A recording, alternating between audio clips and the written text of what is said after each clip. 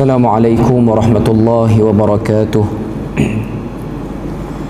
إن الحمد لله نحمده ونستعينه ونستهديه ونستغفره ونعوذ بالله من شرور أنفسنا ومن سيئات أعمالنا.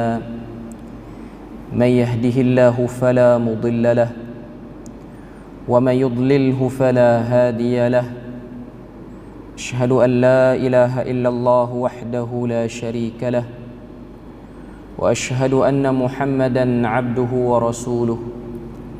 يا أيها الذين آمنوا اتقوا الله وقولوا قولا سديدا يصلح لكم أعمالكم ويغفر لكم ذنوبكم ومن يطع الله ورسوله فقد فاز فوزا عظيما.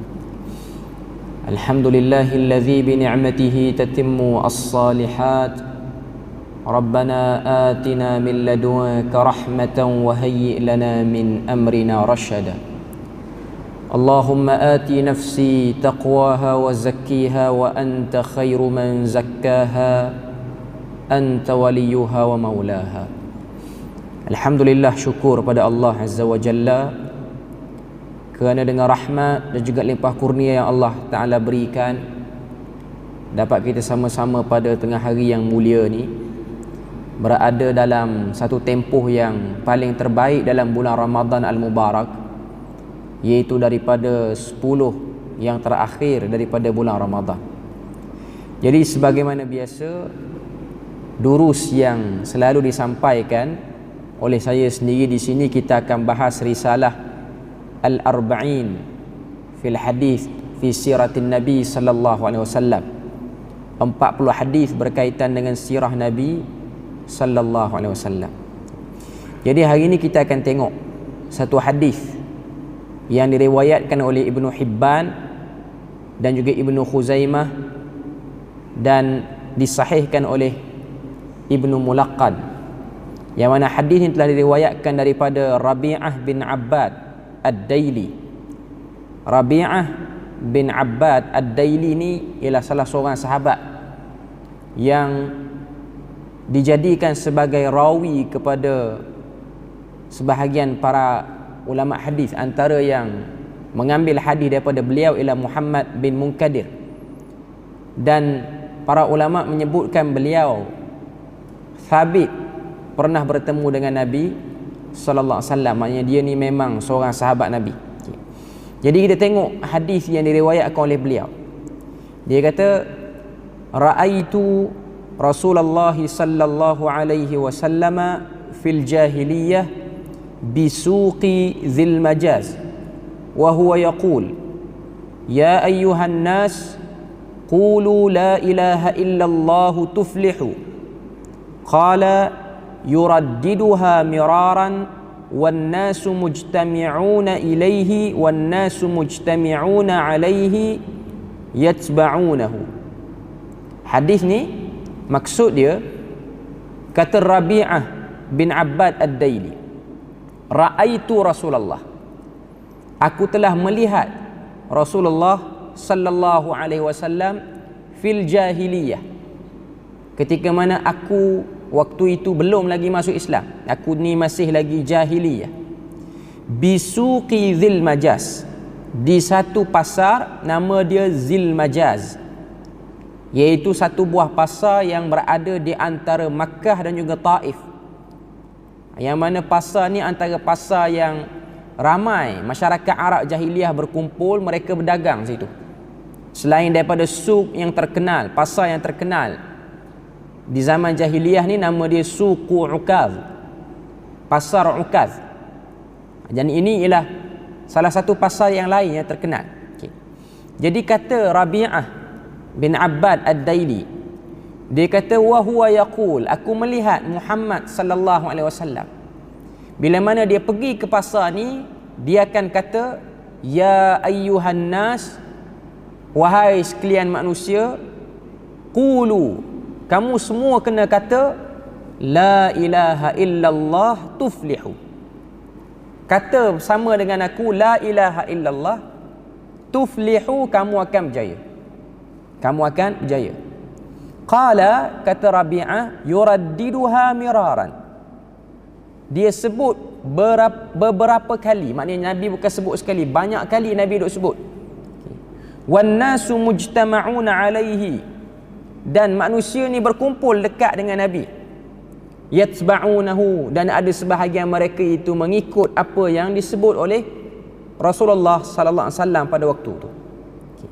Daripada hadis ni kita boleh tengok secara umum apa yang ingin disampaikan ataupun apa yang dapat kita lihat yang paling jelas, zahir sekali, ialah awwalu kalimah. Perkataan pertama bila mana Nabi ni diperintahkan untuk menyampaikan Islam. Kan kalau kita tengok bila mana Allah Ta'ala turunkan surah Al-Muddathir pada Nabi. Ya ayyuhal muddathir qum fa'anzir wa rabbaka fakabbir. Ini antara wahyu-wahyu awal yang diturunkan, perintah pada Nabi, wahai orang yang berselimut, bangkit kamu daripada tidur kamu dan berilah peringatan kepada orang ramai. Inzar, peringatan. Peringatan apa yang Nabi sebut? Nabi sebut dan Nabi kempen untuk mengesakan, mentauhidkan Allah Azza wa Jalla sebelum Nabi cerita benda lain. Nabi nafikan, Nabi jelaskan kesamaran yang berlaku dalam bab teologi ataupun ketuhanan yang berlaku di kalangan masyarakat Arab jahiliyah. Yang mana kalau kita tengok masalah masyarakat Arab jahiliyah, adakah mereka mengingkari Tuhan yang bernama Allah Ta'ala? Mereka tidak mengingkari Allah Ta'ala, tetapi mereka telah mewujudkan bagi Allah Ta'ala itu pihak-pihak lain yang layak disembah, yang layak untuk kita minta dengan dia, yang mana pihak ini akan menjadi pembantu supaya doa hajat yang diminta akan cepat dan lebih mudah sampai kepada Allah Azza wa Jalla. Mereka wujudkan al-wasitah, perantaraan-perantaraan. Jadi itu akidah masyarakat Arab jahiliyah. Jadi Nabi ni dia pergi dekat orang ramai, hari-hari dia akan sebut, qulu, katakanlah wahai kamu semua ni, la ilaha illallah, tiada Tuhan yang berhak disembah.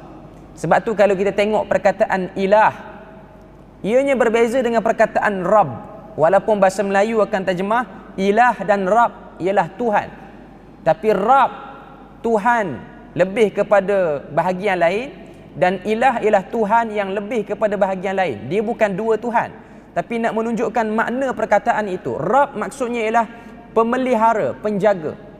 Ilah ialah tempat kita sembah, tempat kita mengadu, tempat kita sampaikan hajat. Macam kita sebut tadi, masyarakat Arab jahiliah dia iktiraf yang pelihara, yang cipta, yang urus takbir alam semesta ni Allah Ta'ala. Cuma kalau kita ada masalah, kita susah, kita sakit, kita ada apa-apa saja problem dalam hidup, kita tidak boleh direct pada Allah Ta'ala. Kita kena pergi kepada pihak lain. Pihak ni yang akan bawa doa, permintaan, masalah kita pada Allah Azza wa Jalla. Sebab tu Nabi kata la ilaha, la ilah, tidak ada Tuhan yang berhak disembah, diibadahi. Sebab tu perkataan kalimah tayyibah ni, maksud dia ialah la ma'budu bihaqqin illallah. Tidak ada sesuatu yang berhak diibadahi, dihormati melainkan Allah Ta'ala. Maknanya benda lain atas dunia ni tak boleh dihormati lebih daripada kita hormat, kita patuh, kita sembah Allah Azza wa Jalla. Jadi itu maksud perkataan ilah. Okay. Jadi ini yang Nabi sallallahu alaihi wasallam kempen. Sebab tu kalau kita tengok Al-Imam Al-Bukhari dalam kitab di Sahih Bukhari, dia ada buat satu bab dalam Kitabul Ilmi, dalam kitab Sahih Bukhari ni, iaitu babul ilm qabla al-qawli wal amal. Bab perlunya ada ilmu sebelum berkata-kata dan beramal. Lalu dia datangkan satu dalil daripada surah Muhammad ayat yang ke-19, ayat yang berbunyi fa'lam annahu la ilaha illallah wastaghfir li dhanbik. Ayat tu Allah Ta'ala kata, ketahuilah tiada Tuhan yang berhak disembah melainkan Allah Azza wa Jalla, wastaghfir li dhanbik, dan ialah Tuhan yang akan mengampunkan dosa-dosa kamu. Tunjuk pada kita apa dia? Anna awwalu ma yud'a ilaihi minal Islam huwa kalimatut tauhid. Benda pertama yang kita kena letak dalam Islam ni ialah tauhid dulu. Maknanya Nabi sampaikan benda yang paling prioriti, paling atas ialah tauhid. Lepas tu baru nak bercakap akhlak, baru nak bercakap tentang penyucian jiwa. Tapi nak kena jelas. Sebab kita jangan tertipu dan kita jangan tertukar. Kalau sebut tentang akhlak, perilaku, nilai murni, ataupun orang kata apa, perkara-perkara yang berkaitan dengan moral ni, hakikatnya orang kafir ialah orang yang sebahagian mereka ialah orang yang berakhlak sama manusia. Tapi orang Islam, perbahasan akhlak lebih besar daripada tu. Antara akhlak yang kita kena utamakan, akhlak kita dengan Tuhan yang menciptakan kita. Sebab Tuhan yang menciptakan kita, dia tak suka hamba dia besarkan pihak lain. Itu pun akhlak. Sebab itulah isu akidah ialah isu yang dititik beratkan, diutamakan. Sebab tu Nabi SAW bila mana dia melihat apa-apa saja perkara yang boleh mengganggu gugat akidah, yang boleh mengganggu proses peribadatan ataupun penyembahan seorang manusia kepada Tuhannya, Nabi akan tutup pintu tu. Sebab tu Nabi larang sebahagian isteri Nabi yang pernah bercerita tentang cantiknya patung-patung yang dibuat dalam gereja di Habsyah. Nabi kata, la ta'jabun, jangan kamu rasa takjub, rasa hebat dengan patung tu. Sedangkan secara umumnya kalau tengok patung berhala ni tak ada apa pun. Tapi Nabi nak sebut, jangan terlampau fokus sangat pada benda tu. Sebab dia ada titik-titik awal yang boleh menyebabkan kita divert penyembahan kita kepada selain Allah Azza wa Jalla. Sebab tu kita tengok banyak ayat Quran yang akan datang dan berulang. Allah Ta'ala sebut, Subhanahu, Maha Suci Tuhan. Bahkan kalau kita perasan, kita duduk solat tarawih dengan solat witir ni tiap-tiap malam bulan Ramadan ni, dalam solat witir ni antara surah yang dibaca ialah surah Al-A'la. Ayat pertama surah Al-A'la apa? Sabbihisma rabbikal a'la. Maha suci Tuhan yang maha tinggi. Tidak ada dah benda lain yang lebih tinggi. Dan semua benda yang orang wujudkan sama hebat dengan Tuhan, Tuhan berlepas diri pada semua benda tu, dan Tuhan lebih suci daripada apa yang mereka sucikan. Jadi itu, kalau kita tengok tiap-tiap malam kita diperingatkan dengan isu akidah hakikatnya. Sebab kalau kita perasan salat witir ni, apa maksud witir? Ganjil. Antara sifat Allah ialah dia ganjil, dia esa, dia tunggal, dia bukan genap. Itu benda yang kita boleh tengok. Hakikatnya kehidupan kita sehari-hari ini, kita menjurus ke arah akidah itu. Seterusnya, kata para ulama dalam hadis ni, annal falaha wal fauza marhunun bihadhil kalimah.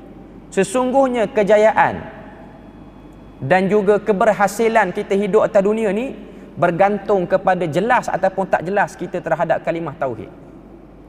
Kalau satu orang tu dia banyak buat ibadah, tapi ibadah dia bukan kerana Allah Ta'ala, ibadah dia hanya melelahkan tubuh badan dia saja. Sebab tu Quran sebut amilatun nasibah tasla naran hamiyah. Beramal tapi letih tubuh badan, akhirnya natijahnya masuk dalam neraka juga. Sebab apa? Sebab tidak jelas pada tauhid tu. Kemudian yang ketiga yang disebutkan, kata para ulama, anna 'ala ad-du'a at-taharruku wad-da'watu lidinillah. Kepada para pendakwah, bila mana nak menyampaikan agama, fokus dulu pada isu akidah, baru nak fokus pada benda-benda lain. Mencontohi apa yang ditunjukkan oleh Nabi, Nabi ajak umat-umat dia, Nabi ajar kepada orang jahiliah ni isu tauhid. Nabi clearkan kesamaran. Bukan Nabi berlapik, play safe, cuba cari kata yang paling harmoni, walaupun kata-kata tu tidak menyebabkan maklumat sampai dengan jelas. Nabi tak buat macam tu. Nabi bercakap dalam bab tauhid ni jelas, sehingga semua masyarakat daripada kalangan pandai membaca, tak pandai membaca, muda tua, cerdik tak cerdik, faham. Bila mana Nabi kata Tuhan satu, yang lain tak boleh sembah, semua faham. Yang belajar tinggi pun faham, yang tak belajar tinggi pun faham, yang buta huruf pun faham. Zaman jahiliah. Sebab isu ni ialah isu yang kena clear dulu, baru nak bercakap kepada benda lain. Okay. Kemudian yang keempat yang disebutkan oleh para ulama, as-sabru 'alal adha fi sabilid da'wati ila Allah, faqad kana sallallahu alaihi wasallam yu'za fi sabili da'watihi hatta tadma qadamahu. Dalam poin yang keempat, kata para ulama, bila mana kita cakap tentang tauhid, perkara yang perlu ada bagi seorang pendakwah, as-sabru 'alal adha. Dia kena sabar. Sebab tentangan daripada orang yang kempen tauhid sangat dahsyat. Bila mana satu orang tu dia sebut, ini benda ni boleh menyebabkan kesyirikan, benda ni boleh menjatuhkan kepada tidak mentauhidkan Allah secara jelas, benda-benda macam ni, orang lebih cepat marah berbanding bercakap benda lain. Jadi perlu dipenuhkan dalam jiwa seorang pendakwah itu kesabaran. Sebab hakikatnya bercakap tentang tauhid bukanlah benda yang mudah, semudah bercakap benda-benda yang lain. Cuma itulah perkara utama dan itulah yang dinilai oleh Allah Azza wa Jalla. Jadi itulah sedikit sebanyak kita punya durus ataupun tazkirah kita pada tengah hari ini. Moga Allah Ta'ala beri pada kita rahmat dan berkat.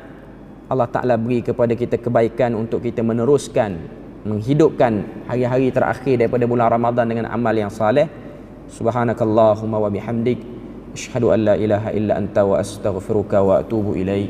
Wassalamualaikum warahmatullahi wabarakatuh.